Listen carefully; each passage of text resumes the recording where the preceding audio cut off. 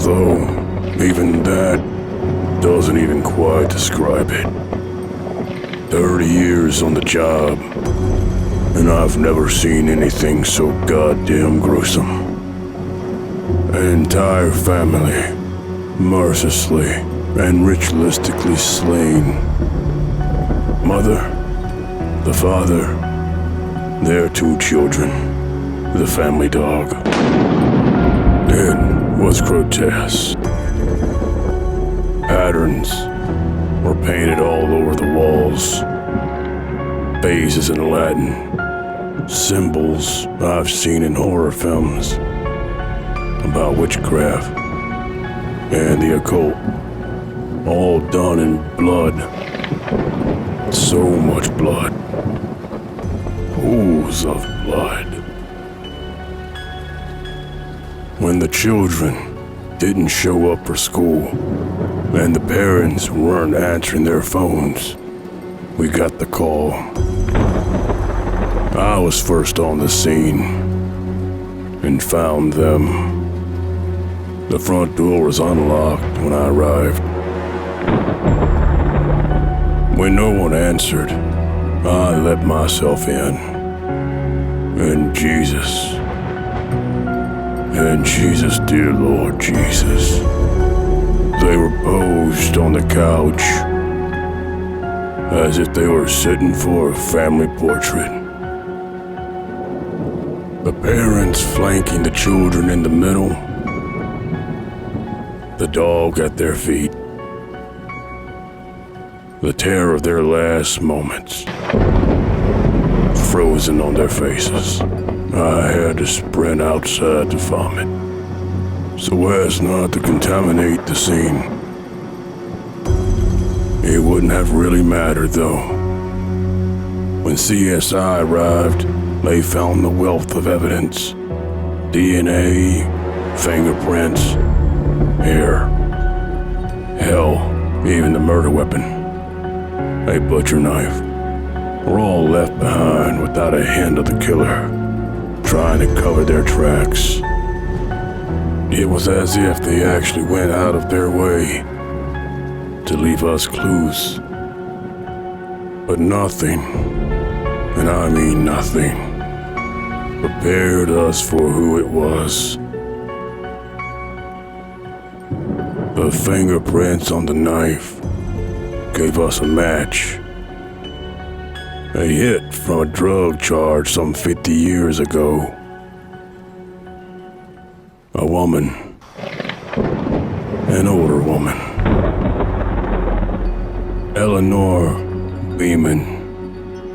Born August 13th, 1951. We had expected a young, fit man, based on the fact that they empowered an entire family. And just the sheer volume of stab wounds, there were hundreds of them. By the corridor's count, we were baffled. Completely and utterly baffled as to how this old lady, between 70 to 79 years of age, had the endurance to thrust that many times. It turned out she was the children's nanny, and when questioned, she claimed to have no knowledge of the murders. Yeah, she broke down in tears and seemed genuinely heartbroken that the family was dead. Even when we showed her own blood-stained clothes we'd found in her trash. She proclaimed her innocence and said that she would never have done anything to harm them.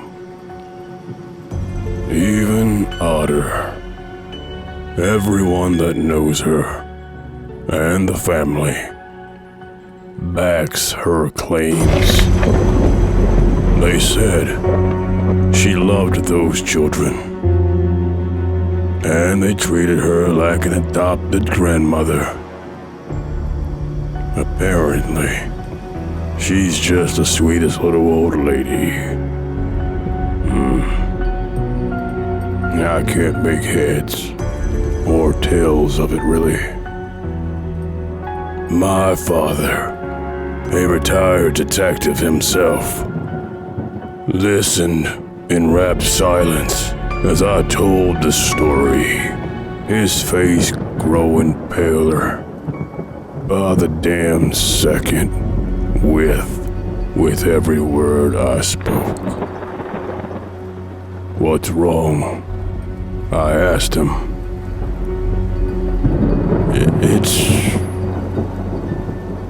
It's just that I had a case earlier in my career that was identical. An older nanny slayed a family, posed them on the couch, painted symbols on the walls.